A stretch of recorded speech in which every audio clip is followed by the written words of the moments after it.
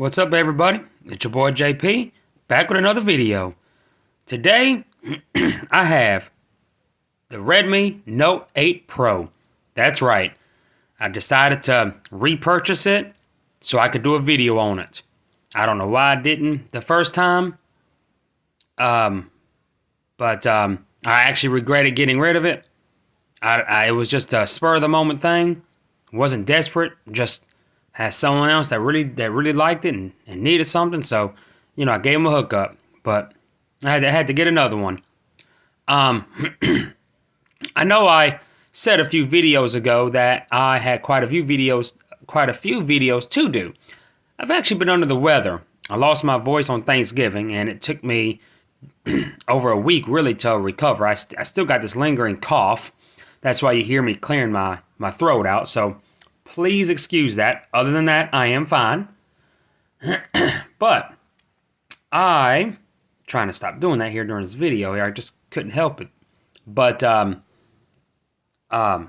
sorry, this is a little shaky here too, by the way, y'all. But here we go. This is the global Redmi Note 8 Pro. It does have bands 2, 4, 5. It does have bands 2, 4, 5. For 2 and 5, for AT&T, obviously. 2 is one of the main ones. 4 is a main one for T-Mobile. AT&T also uses 4, but T-Mobile uses it more. The way I describe the band compatibility is this actually works perfectly fine on AT&T LTE, but it only partially works on T-Mobile because you really need band 12 in a lot of areas, which this does not have. AT&T uses band 12 as band 17, but it's not as prevalent as it is for T-Mobile. A lot of Redmi and Xiaomi phones only have band 5 for AT&T a lot of times, but this does have band 2 for AT&T, so it works very well. It's never dropped below LTE on me here in Louisiana, so it's worked great, honestly. I can't complain about the signal. Again, I haven't tested it on T-Mobile, but I pretty much know the outcome. It's only going to partially work because in my area, T-Mobile does use band 4, but band 12 is also used very heavily here. And I know it really needs that band 12 here. And of course, there's no band 66, no band 71. But other than that, highly recommend this phone if you're on AT&T. The specs on this phone are just amazing. Go over this little sheet that goes over the screen here.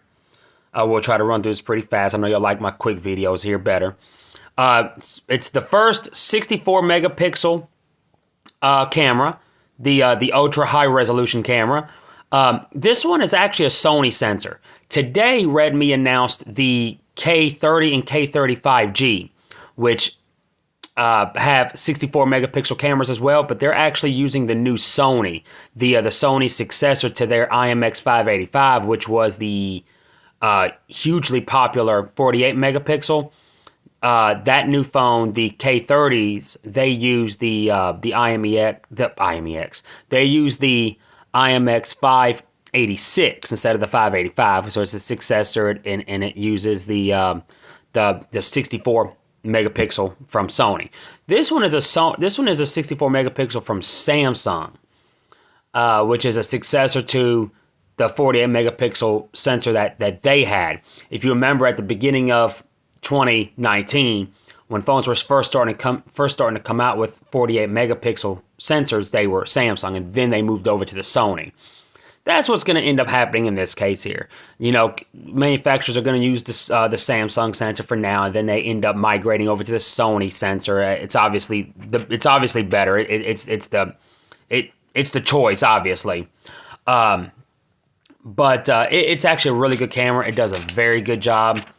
Here's some of the other specs here. It has a 6.53-inch Full HD Plus LCD display with a Gorilla Glass 5 front and back. It does have the teardrop notch. Huge 4,500 milliamp battery with 18-watt fast charging. And this has the MediaTek Helio G90T processor with liquid cooling. And that's a That's a big controversy with this phone here, and it's really not a big deal. And it is a big deal, but in a positive way. This is the phone here. I got it in the emerald green. It is absolutely gorgeous. Sorry for the lint around the camera lens. It's been in my pocket. I've had that case on it there as well. It has 4 cameras, quad setup, and of course the main one is the Samsung 64 megapixel camera, and it does have an IR blaster, and your usual volume rocker, power key. It's not a textured power key, so it just kind of blends in. It does have your rear fingerprint sensor right there. It kind of blends in with the camera lenses there, so you have to be careful of that there. But pretty fast. I didn't register it with my other hand here, just one. But very, very fast fingerprint sensor. And very clear screen. Don't let the LCD fool you. This could have been AMOLED, but the LCD does just fine on this phone. It's great. The phone is lightning fast. This is the 8 gigabyte model. They do have a 6 gigabyte model, and this one has 128 gigs of internal storage. Dual SIM slot, and it does have a micro SD expansion.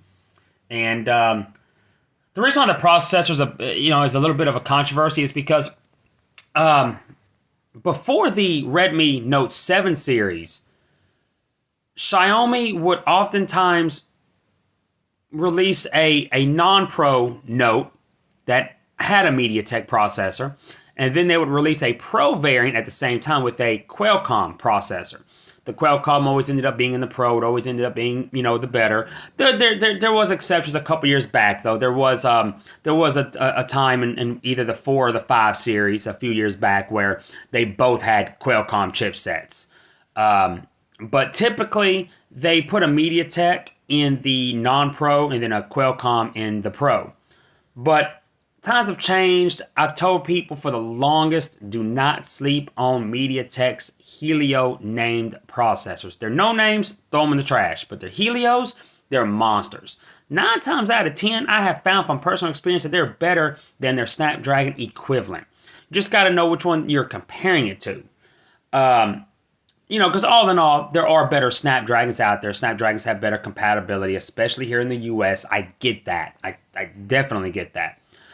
Which is why I'm excited that the Redmi K30 5G announced today has the Snapdragon 765G chipset with 5G. I think it's going to have pretty good compatibility with 5G here in the US, let alone LTE. But I mean, there's Snapdragon powered phones from Xiaomi that have the same or less compatibility with LTE networks here. If you got the non-Pro, or not the non-Pro, but the non-global K20 Pro, your LTE was very limited.